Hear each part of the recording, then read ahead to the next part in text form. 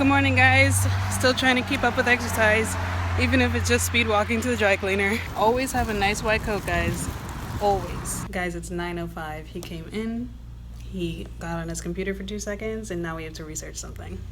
Hey guys, long day today, but only saw 4 patients. Whenever we go to the Miami office with all the Spanish-speaking patients, we hardly see anyone because we can't communicate with them. So the doctor himself was actually very, very busy, but we only saw 4 patients, and he kept it relevant to the patients that we need to see to fill our internal medicine requirement. I'm not sure if I mentioned this before, but we have a list of patients that we are required to see during our rotation. The first patient was a man with chronic asthma.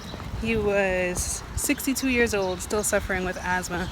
He says that he wakes up in the middle of the night feeling like he just can't breathe.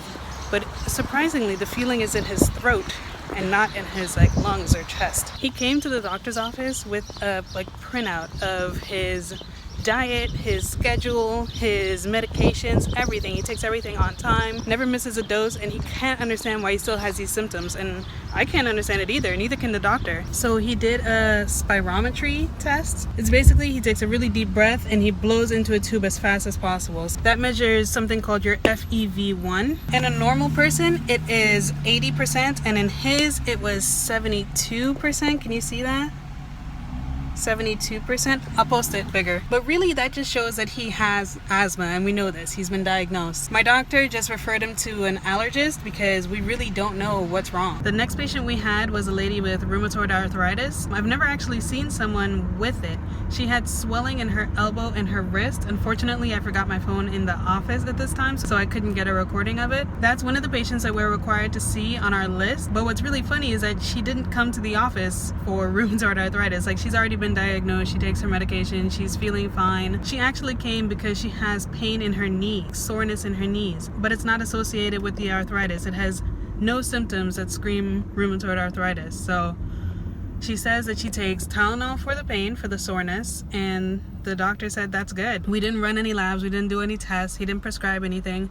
He said continue with the Tylenol. Some patients just need to be reassured that they're doing the right thing. So she came in, she checked on it, all good. Fun fact, she had a fall, I believe last year, and got her hip replaced and walks perfectly fine. You would never know this woman had to replace her hip. No limp, nothing. It was crazy. Third patient has, drum roll please, diabetes. Took me a while to get to a diabetes patient, right? He actually had no idea that he had diabetes. He went to the office a couple years ago with a complaint of burning in his legs, and they checked his blood sugar and boom, he had diabetes. It's really funny that he presented with a neuropathy before he was diagnosed.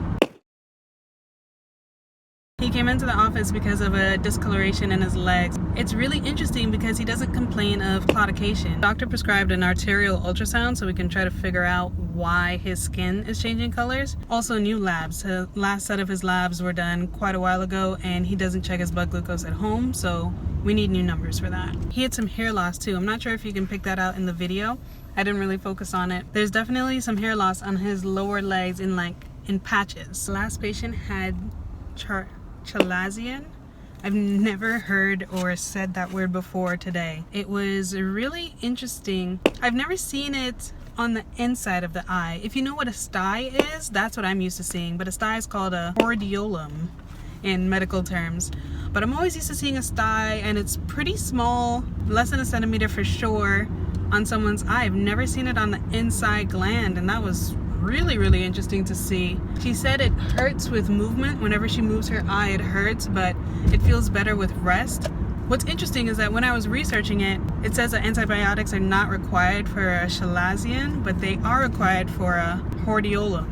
She doesn't have a hordeolum, she has a Chalazion, so I asked the doctor why did he prescribe medication, because he prescribed ciprofloxacin orally and as an eye drop. When I looked it up in a research article, it says that you don't need antibiotics, but this woman has had reoccurrence of these things. This is her 3rd time coming in for this, and because of her occupation, she is a cleaner. she's exposed to all this bacteria and on the dust and everything, so her eye keeps getting infected.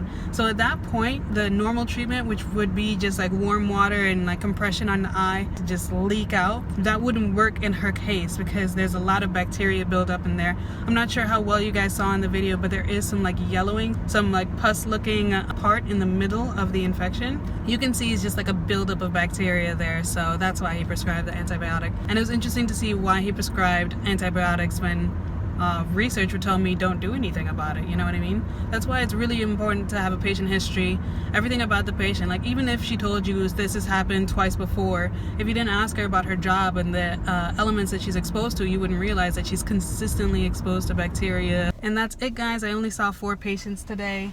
Not a very busy day for me, but it was actually quite alright because I had to study for the midterm on Friday. So kind of paranoid about it because there's not much info about it given at school. All I know is that it's on Friday.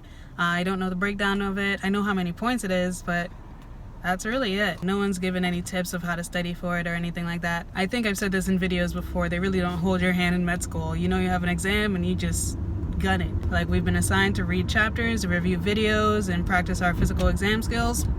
We do that and take an exam. Fortunately, the book that we're reading, it's called I Am Essentials. It does have practice questions and note cards. So thank goodness we have something to practice with. Heading home now, guys. It is 6 o'clock. Left the office at 4:45, but I had a bunch of errands to run. And I'm going to be studying all night. Thank you guys so much for watching. I'll see you guys tomorrow. Remember to like and subscribe, comment, and share.